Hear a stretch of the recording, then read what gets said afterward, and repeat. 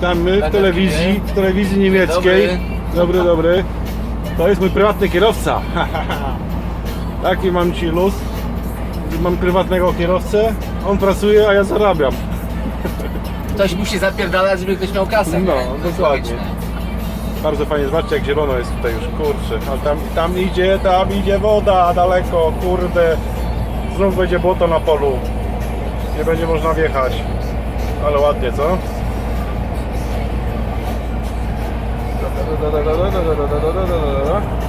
Nie widać za wiele postępu tutaj. Dobra. Będziemy się tankować teraz. Wiemy.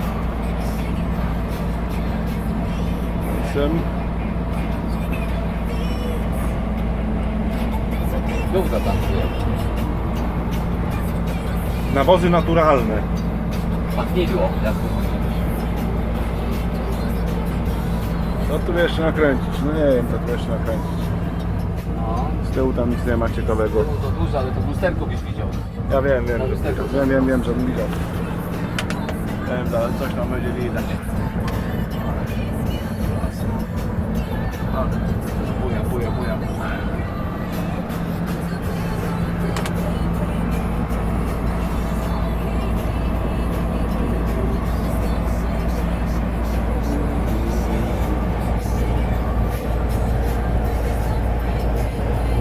Czekaj, teraz sobie zrobię jeszcze. Ha. Nie wiem jak to będzie widać.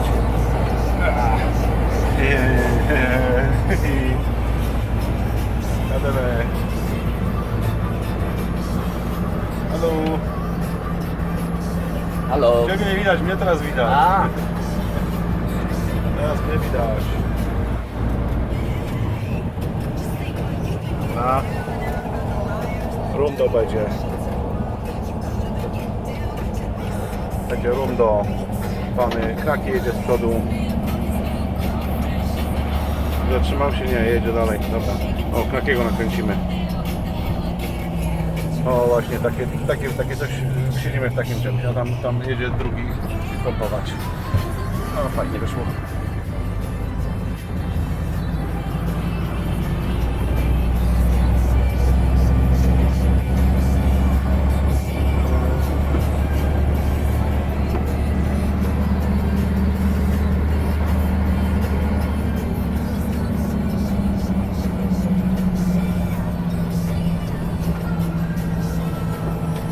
Pastorkowi puścimy filma.